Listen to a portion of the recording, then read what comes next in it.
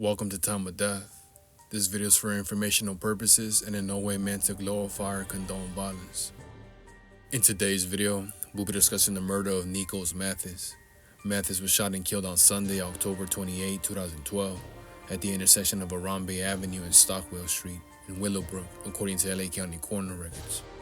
Robert Cooper was subsequently arrested and charged with the murder. The following is the evidence at trial. In October 2012, defendant Cooper was a member of Lueders Park, Piru. Victim Nikos Mathis was a member of Mob Piru. At the time, Lueders Park and Mob Piru were rivals. Monique Peterson was a member of Mob Piru and a close friend of the victim. She also knew defendant Cooper and his family well.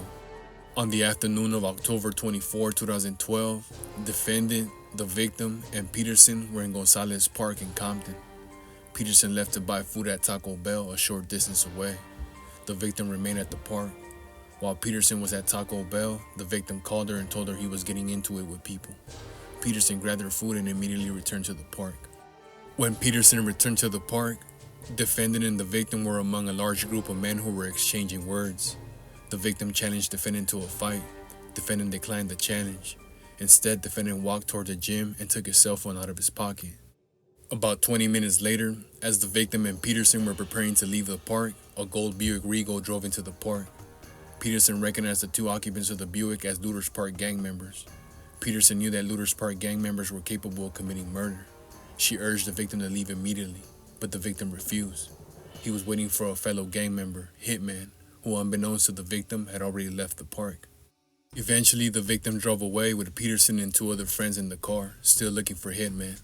Hitman called and told the victim where to meet him. The victim pulled over on the street where Hitman had arranged to meet.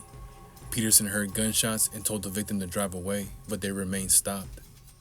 Peterson turned and saw two cars, the Buick and a burgundy Infiniti. The Infiniti pulled up next to the driver's side of the victim's car about 3 feet away with its windows rolled down. Peterson recognized defendant, Mousy, and Honcho in the Infiniti. Peterson saw two guns shooting at them from the front and back passenger side of the Infiniti. The Buick crashed into the victim's car but drove away. Peterson checked on the victim and saw he had been shot in the head and 4 times in the body. Peterson left the scene. She didn't want to be labeled a snitch. The victim later died of his wounds in the hospital. Sheriff Detective Steve Fernandez and Deputy John Warner heard the gunshots and drove in their direction. As they drove, the Buick and the Infiniti came towards them at a high rate of speed. Detective Fernandez saw two people in the Infiniti, the driver and the back passenger. Deputy Warner saw the driver and a front passenger. The sheriffs followed. Detective Fernandez activated the lights and siren and followed the Infiniti at high speeds through multiple residential streets and around numerous sharp turns. Deputy Warner saw someone throw a handgun out of one of the Infiniti's passenger windows. The chase ended when the driver, later identified as Mouse, opened the door and rolled out of the car while it was still moving. The car continued driverless down the street until it hit a parked van and stopped. Detective Fernandez testified that Tate, known as Honcho, the front passenger, got out of the car and ran in Fernandez's direction. Tate was clutching at his waistband under his coat. Detective Fernandez shot Tate because he feared for his life. The shooting occurred 3 to 5 seconds after Tate got out of the car. Deputy Warner testified he chased the driver about 10 to 15 seconds before shooting him. Warner said the driver kept bending over, searching for his waistband and turning to look at him. Deputy Warner shot him because he believed he was reaching for a firearm. Defendant, the other passenger, was followed by a sheriff in a helicopter.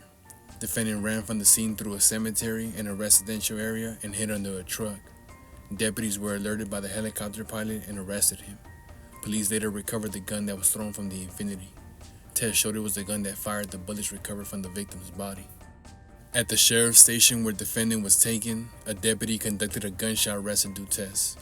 Joseph Cavallari, a chemist in the sheriff's crime laboratory, testified the test kit contained one particle that was characteristic of gunshot residue. That is, all the 3 elements comprising gunshot residue were present. Detective Joseph Sumner testified as a gang expert. He's familiar with the gangs in Compton, including Lueders Park and Mob Piru. Defendant is a respected member of Lueders Park. Tate, also known as Honcho, is a senior member of the gang. Mouse was an active member who had died by the time of the trial. The victim and Peterson were members of Mob Piru. Peterson is no longer in good standing because she testified in this case. Following the trial, the jury found defendant Robert Cooper guilty of murder, including gun and gang enhancements. The court sentenced defendant to a total term of 75 years to life in prison. Nikos Mathis was 19 years old at the time of death.